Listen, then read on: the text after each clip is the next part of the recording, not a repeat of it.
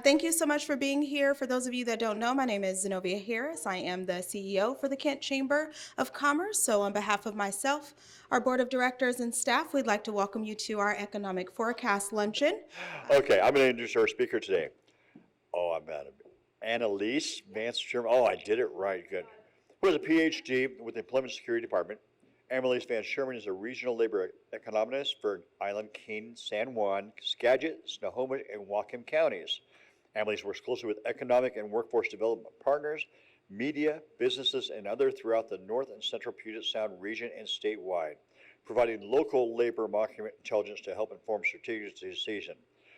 Annalise holds a PhD in economic geography and a master's degree in applied economics, both from the State University of New York and Buffalo. Oh, yes. Please join me in welcoming Annalise Vance Sherman for our economic forecast presentation. All right, thank you so much. I'm glad to be here today.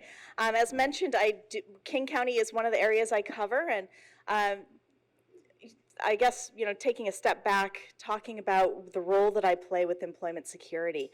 The Employment Security Department, of course, is responsible for everything that has anything to do with unemployment insurance in Washington State.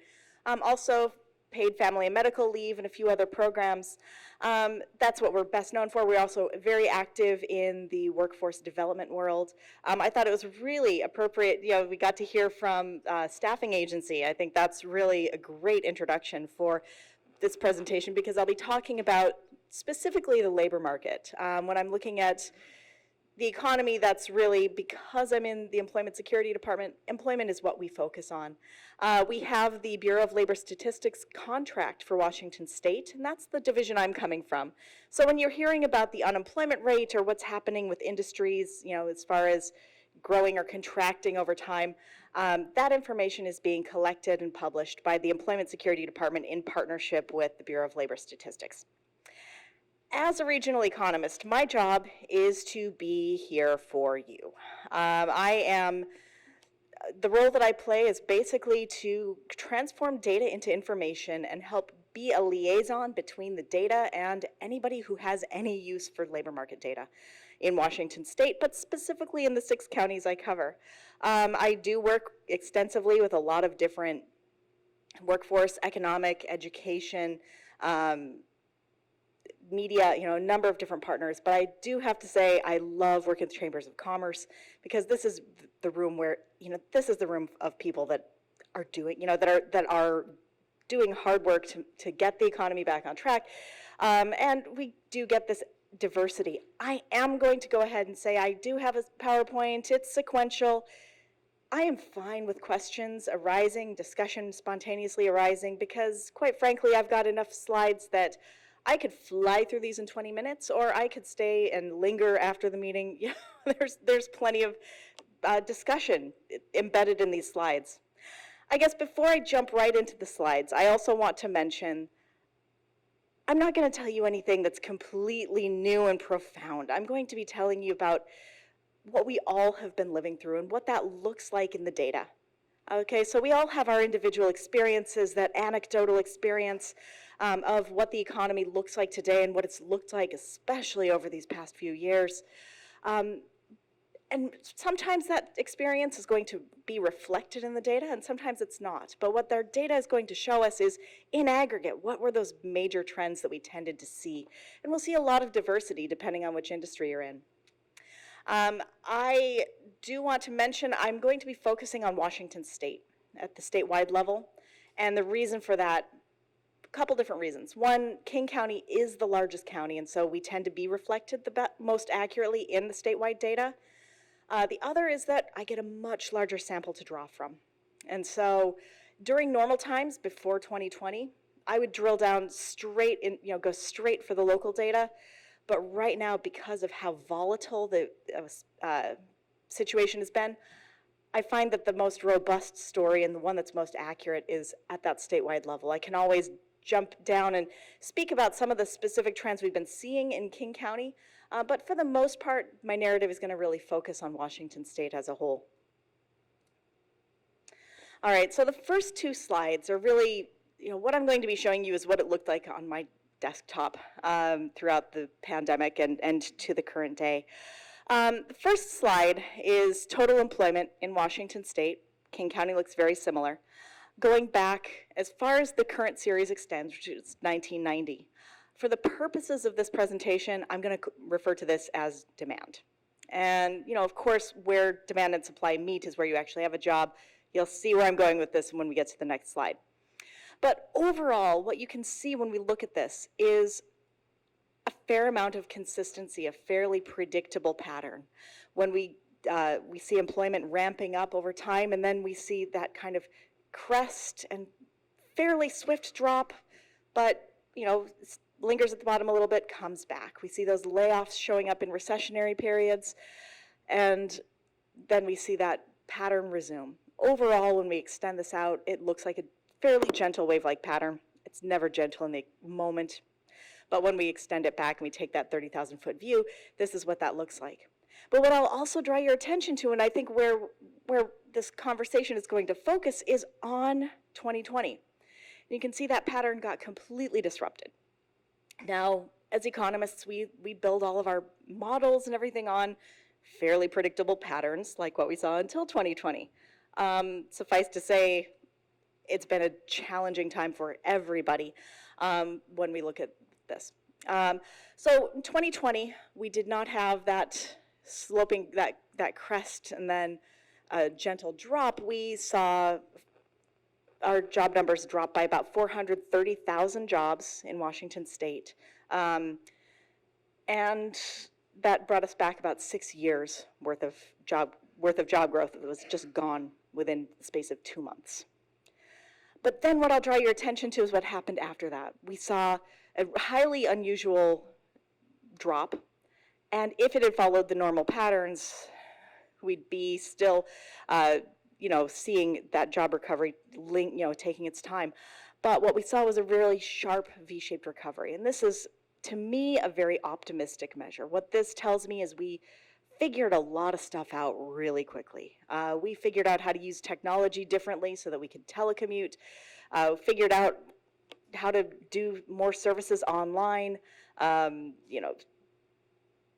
curbside delivery. We figured a lot of things out. We also got a lot of money into the economy through PPP loans, figured a lot out through science and policy. How do we navigate everybody wear a mask? We all lived through this. And we came back really quickly.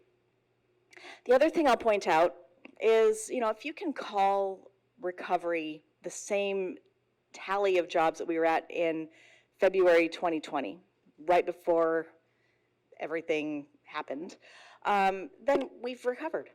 And in 2022, we reached that same number of jobs. Not exactly the same jobs, which we'll see when we get to the industry detail, but we reached that same level of employment as we had prior to the pandemic. So, all in all, the recovery has been pretty robust and very quick.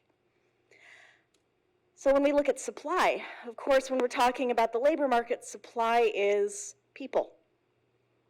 And we don't see that same kind of pattern. This is also going back to 1990.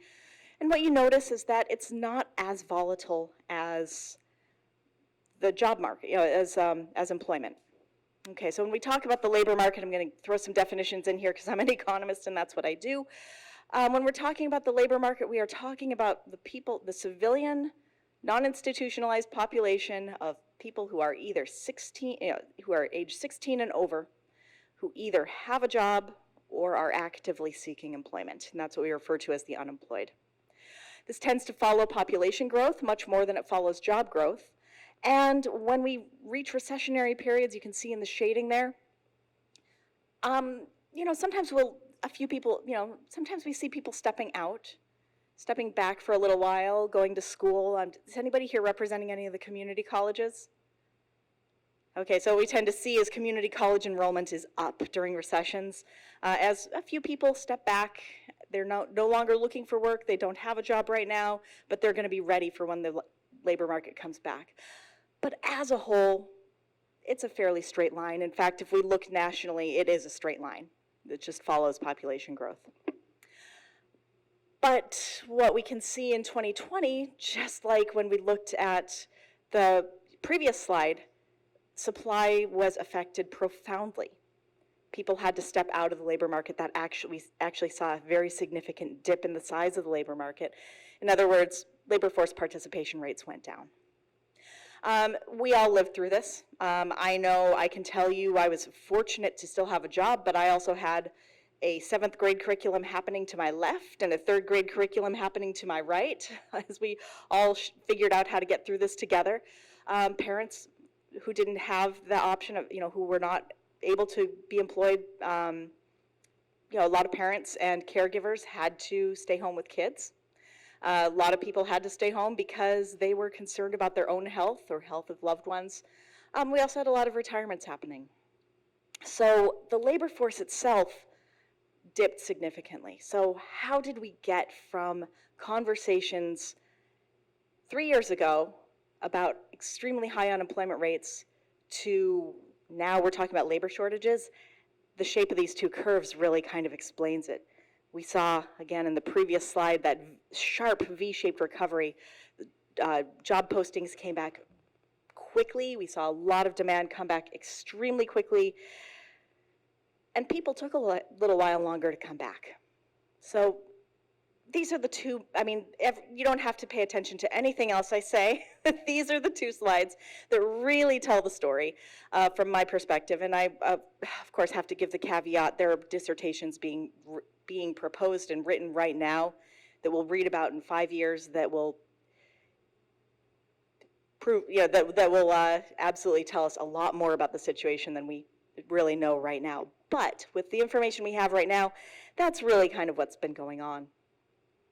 When I talk about labor force participation, I want to point out two different things. So this is looking at, again, the portion of the adult civilian non-institutionalized population that either has a job or is actively seeking employment as a portion of the population as a whole. In other words, people who are working.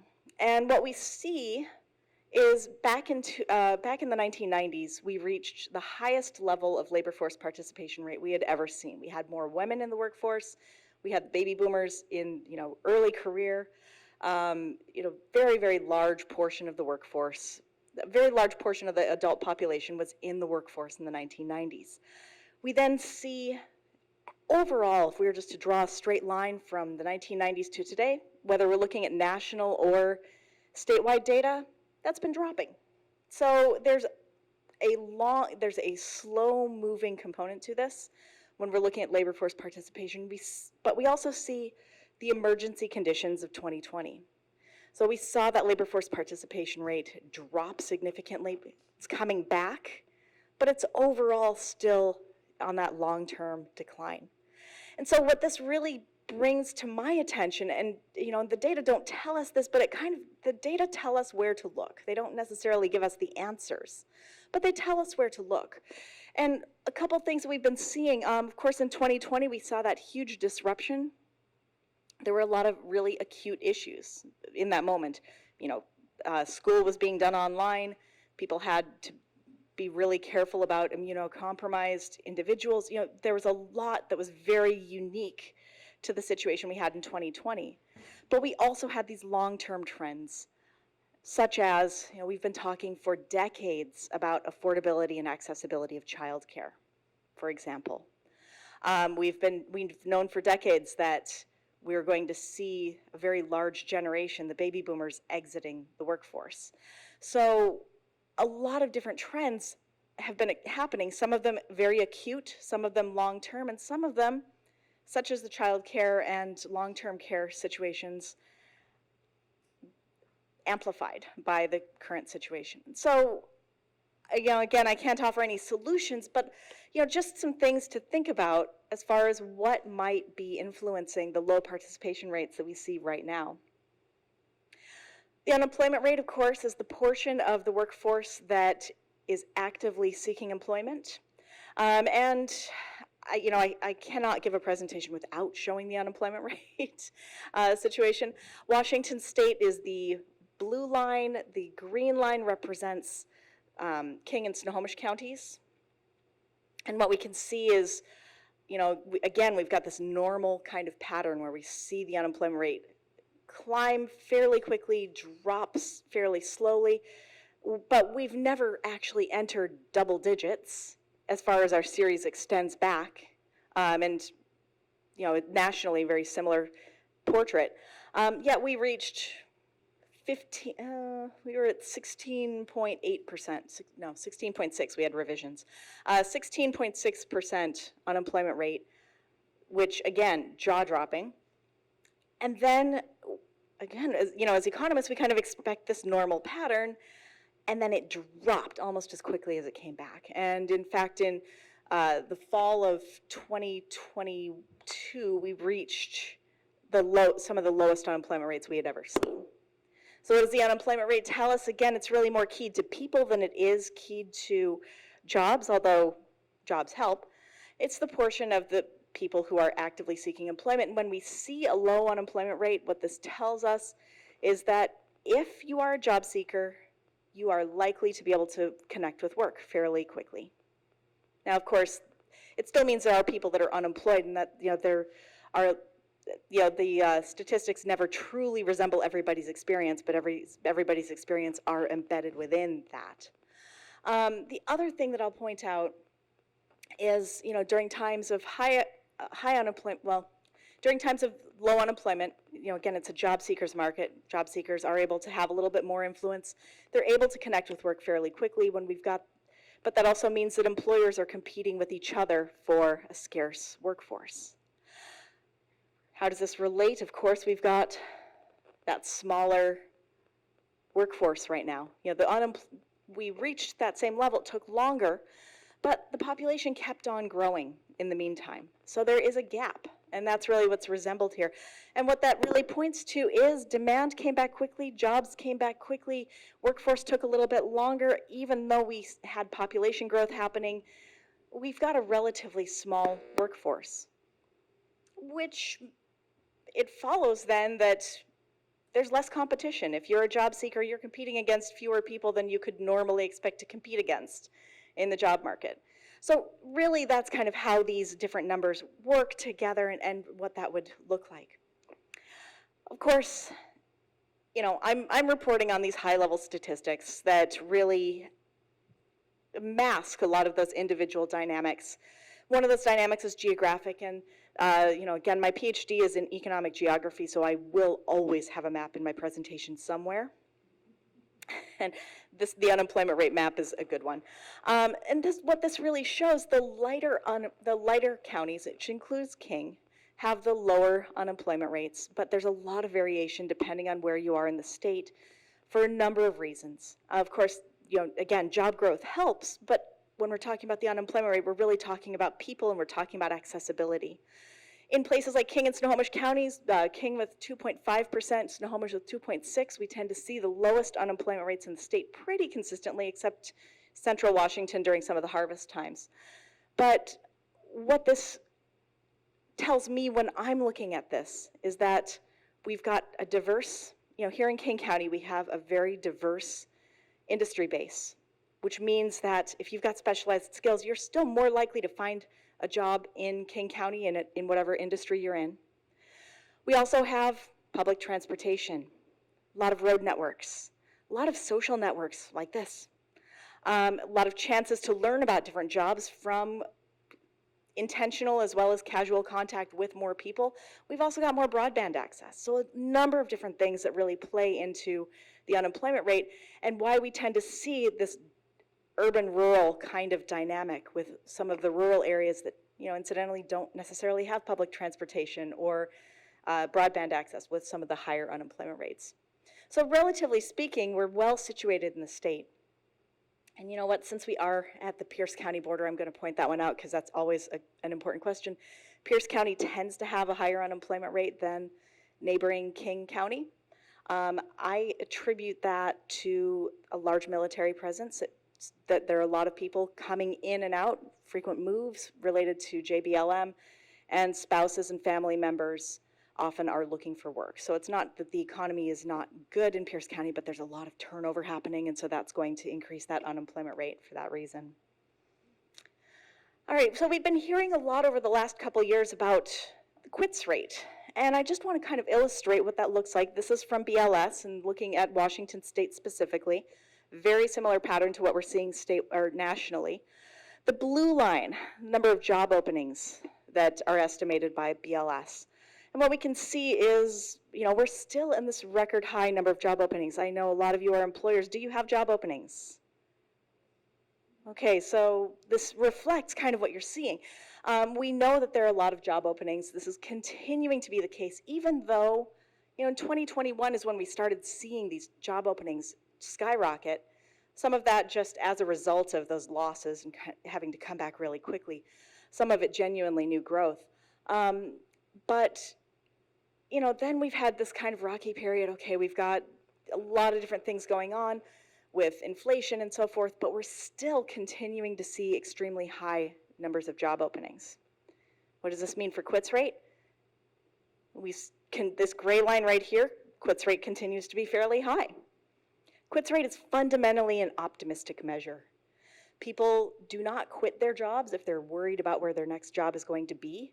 And in an environment with record numbers of job openings, people are feeling bullish on their future. There's a lot of job switching happening right now. That's what the quits rate really tells us.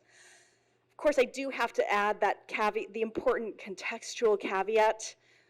There's also a lot of burnout happening, especially in a lot of occupations that were hit hard during the pandemic. And so I need to acknowledge that there's also burnout happening as well.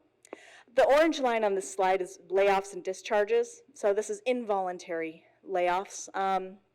We're beginning to see those trending up a little bit when we look at unemployment insurance claims data, but still historically low.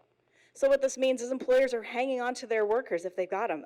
For the most part, even though we know that there are some high-profile layoffs happening, it's still just beginning to trend upward when we look at unemployment insurance claims data. So we're still in this situation where there's the labor market where the labor force has a bit of an upper hand. This is the roadmap that I made for myself in May of 2020, and I just add to it every month. And I'll just show you how to read this, and I promise I am not going to go through each and every one of these lines. But what I've got here is, what I've done is I've taken each industry sector, and I've normalized it to February 2020, rather. I'm calling the level of employment in February 2020 100%, and then seeing what happens from there. And so what this does is it puts all of the different industry sectors side by side so we can kind of see them in proportion, in relation to each other. I'm going to walk through a couple of these, but what we can see is that the experience of the pandemic has been it has impacted industries very differently. And we all, again, this is where you're going to see yourself in this.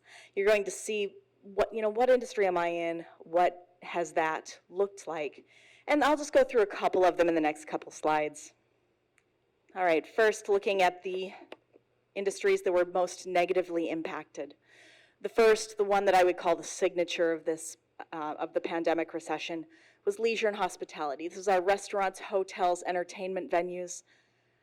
Dropped very quickly, and if you notice, this dark blue line actually starts dropping before everything else does. And if you remember, this is when we were hearing about some businesses saying, I'm not accepting cash anymore, or closing down to clean if there was some contact. Leisure and hospitality was really sensitive to this, started feeling the impact before anybody else, and then dropped by about 40%. This is a really large industry. And just for a little bit of historic context, the Great Recession, which was the largest recession since the Great Depression that we had seen, back in 2008, the industry that was hit the hardest was construction, a very small industry that took 2 years to reach 35, to drop by about a third. So this is a very large industry, hit very quickly. And when we look at that recovery, you can see a lot of curves in that recovery. We can see those different waves of COVID.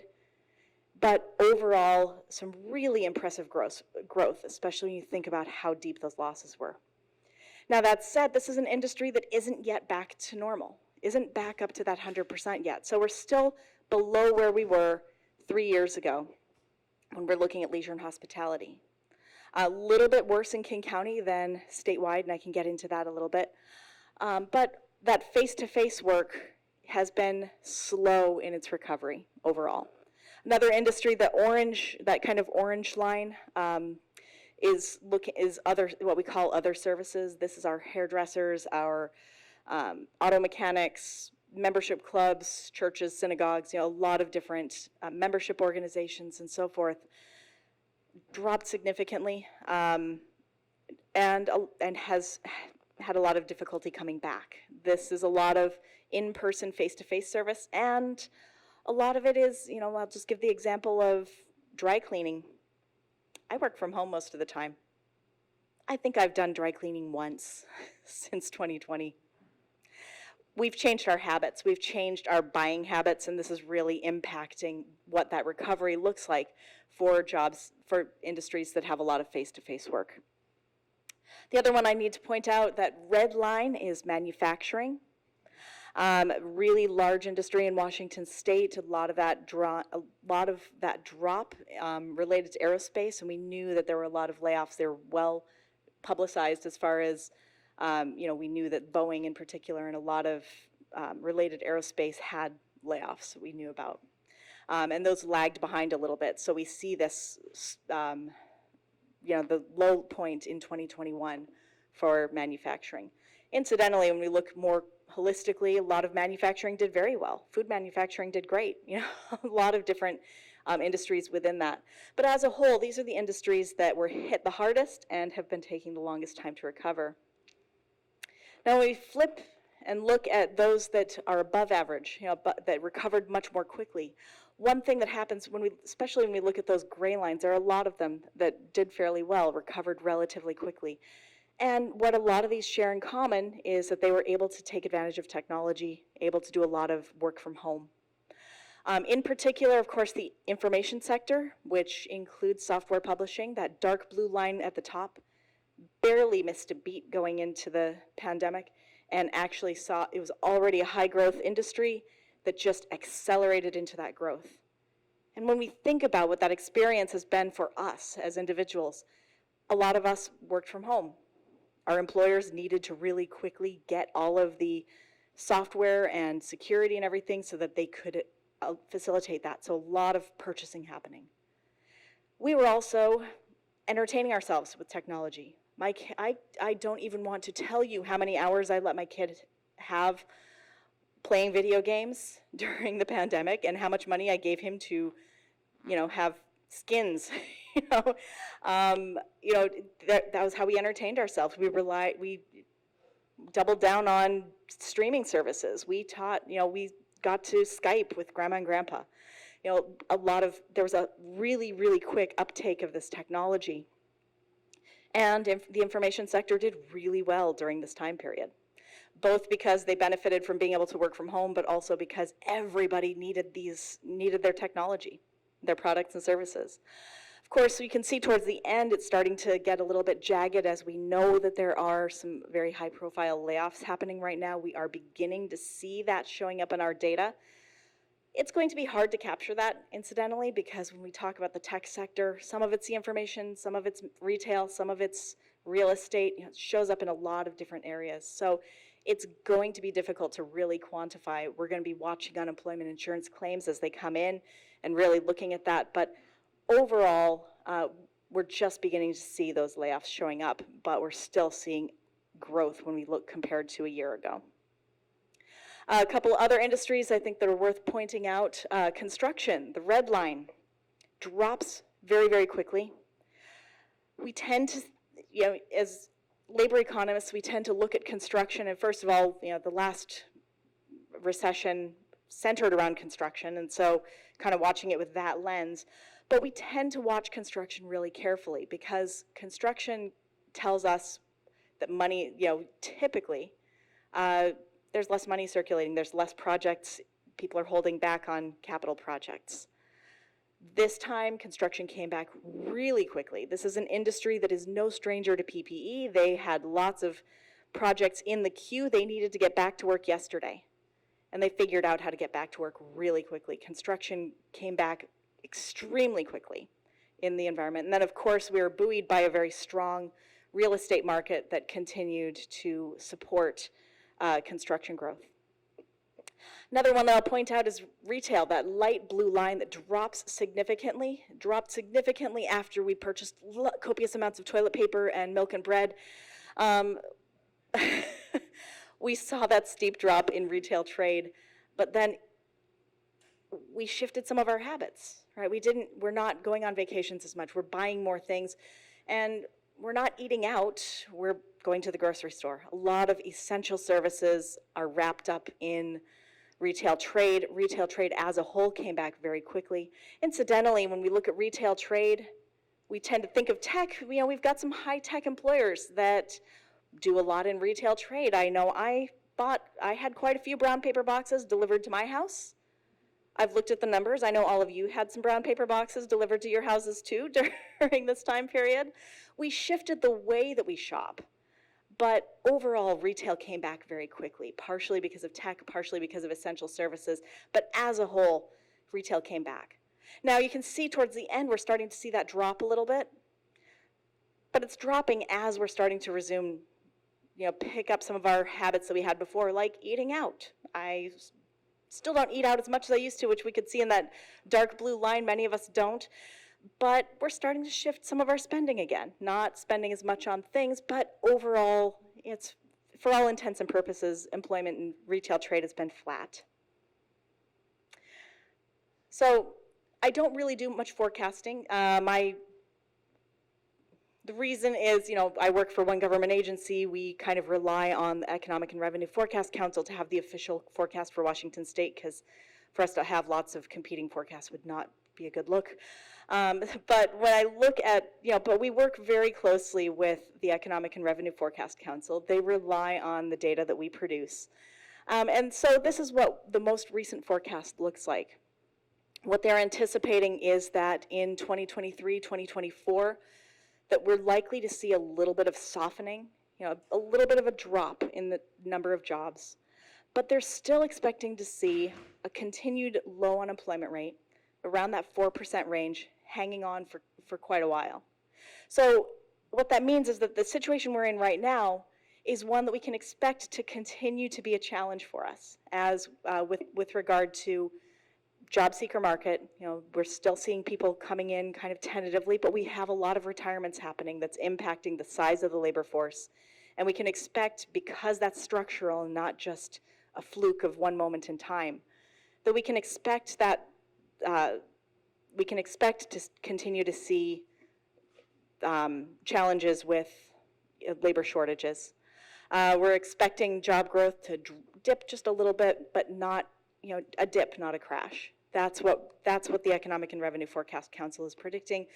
Of course, I would be remiss not to mention that there's been a whole lot of recession predicting by a number of different entities, but overall, the circles that I'm in, and admittedly, government tends to be a little bit conservative when we're looking at our estimates, not really seeing a deep recession on the horizon, maybe a very short one. Mm-hmm. Are we talking ourselves into a recession? That would be the risk. As opposed to the actual economic indicators, because you're going up. That doesn't look like a recession to me. Yeah, what we've got is just this kind of a dip, just that rate of growth slowing for a patch. That's an interesting question, the talking ourselves into the recession, because fundamentally, everything that we do in economics is really just, what are the decisions that people are making?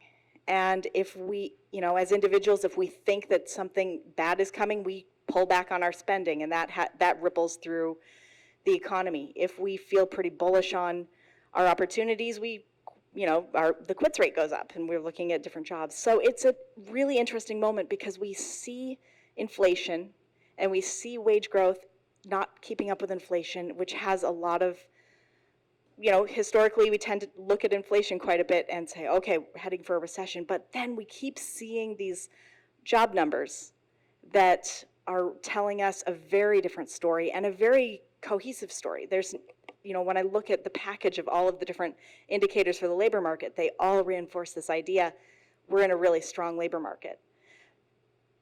from the standpoint of the Fed, and some of these macro policy standpoints, you can't, NBER isn't going to be calling a recession if you've got a 3% unemployment rate.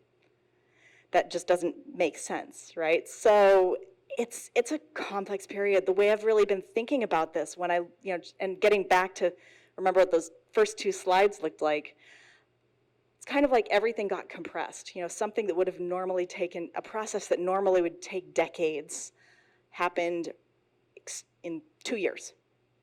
So it's kind of whiplash. But as far as the indicators we're seeing in the labor market, still continues to be a really strong labor market, and that's what we're predicting moving forward. But, again, this is not, it's hard to predict anything right now.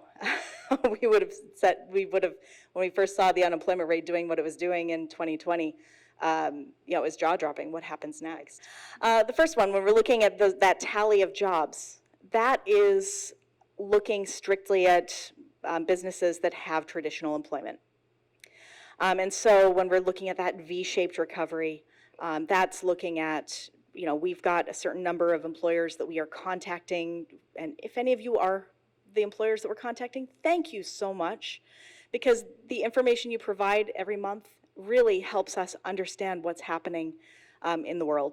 But you're absolutely right. That's only counting employers in the UI, with workers in the UI system. It does not capture entrepreneurs. It doesn't capture gig workers and other non-traditional modes. But when we're looking at the unemployment rate and we're looking at the labor force, that does. That's generated from a survey that's conducted by the Census Bureau that asks a sample of, I believe, about 55,000 households every month. How many people were in your household? Did they work? Did they not work? Were they looking for work? And asks all these. So entrepreneurship does get captured. Gig work does implicitly get captured. So two different pieces. So they do figure into that, but they don't show up on the other side. So it's a gap. It's definitely a gap, and it kind of gets back down into those definitions. But as far as the labor force participation rate, the gig workers do show up. Okay, so we talked a little bit about labor force participation, and this is really busy. I'm going to walk us through each segment of this, so don't worry about reading them in depth.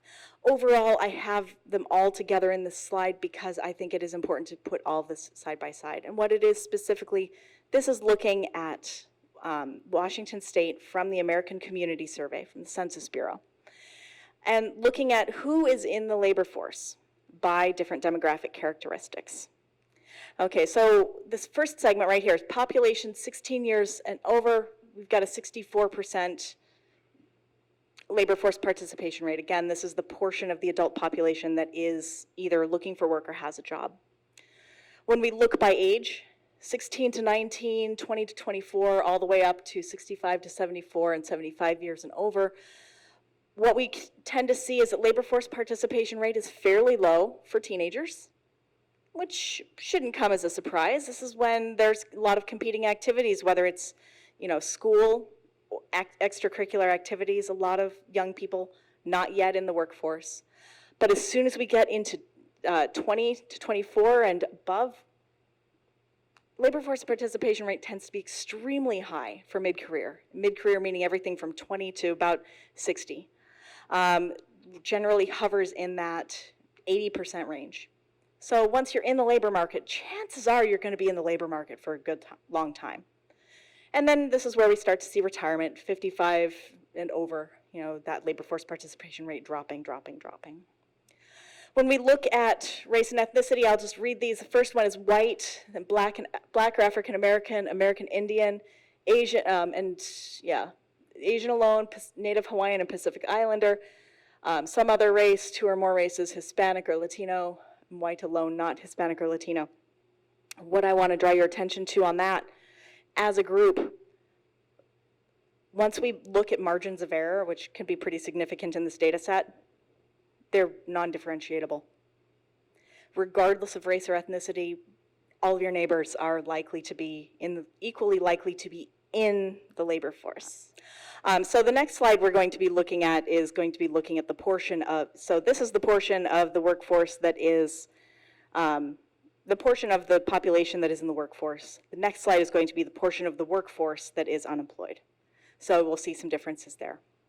When we look at male, female, and then having children, women typically have a lower participation rate than men on the whole, very much influenced by whether or not they have children.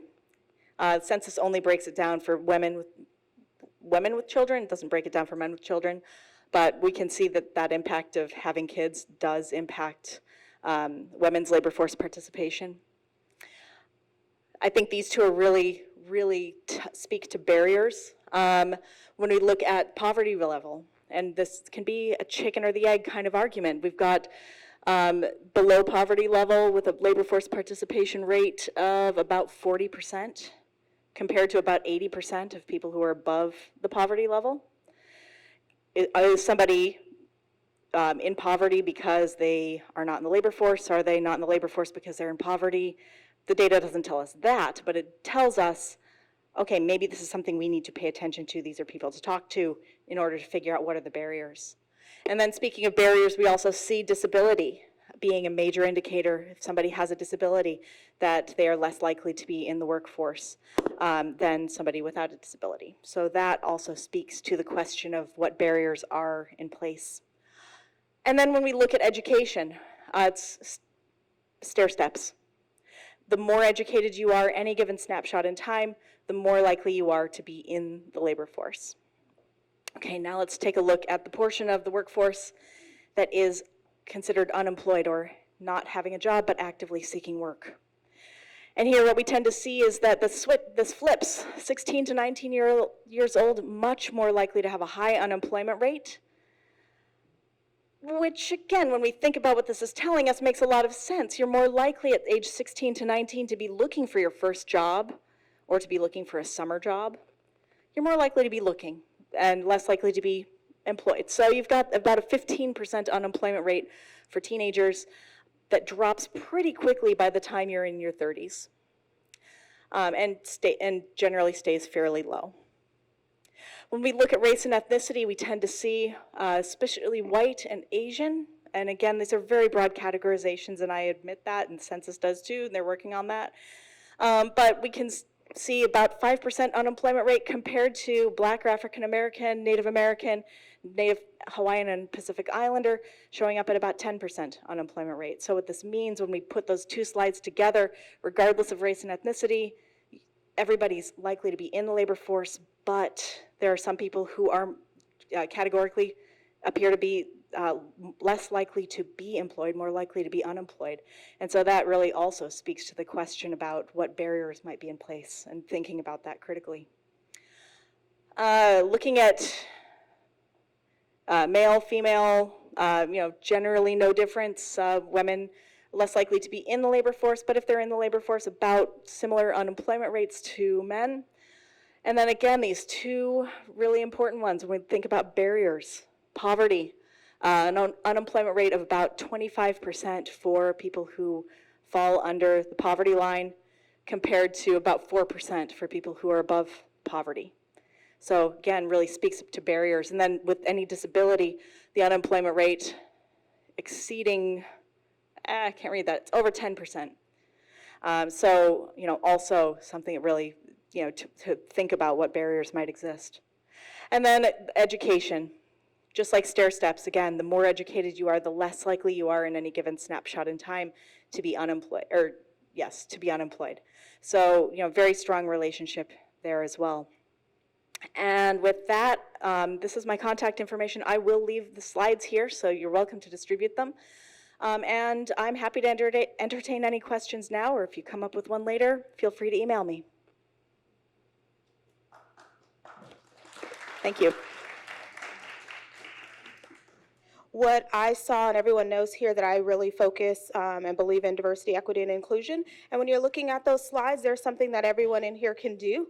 Once you know the numbers, you can fix the numbers, right? So folks that are having a disability that seems to be like the highest of unemployment, what are you doing to ensure that those folks have opportunity within your organization? Do you know that there are organizations here in the city, SCAC specifically, that works with folks with disabilities, and they can kind of set that up for you? So if you have someone or you have a position open and it can be employed or filled by someone that potentially has a disability, we have a partner in that and make sure that we do that. And again, we have staffing agencies that can assist. So, excuse me, so just be sure that you are looking at the labor market. I was kind of excited to see the part about the education. I think that's leveling out a little bit, but because when I started in the labor market, you really needed a bachelor's degree, and so I would imagine that that went the opposite way. But as companies are, again, looking at diversity, equity, and inclusion, they are looking at, do you need a bachelor's degree in basket weaving to answer the telephone? Probably not. And so again, when you're looking at your hiring trends and your systems, just ensure that you're building that equity lens in there as well. So wonderful. Thank you so much for that. And we, of course, do luncheons like this every first Thursday of the month. So, of course, the next one will be on June 1st. It is going to be a legislative update, so you definitely don't want to miss that. Of course, the Business Expo, if you need any more info on that, there are some forms on your table, but you can also ask any of us on staff. And then we're also having the second of our 6-month workshop series. It's a masterclass presented by Jeff Thung.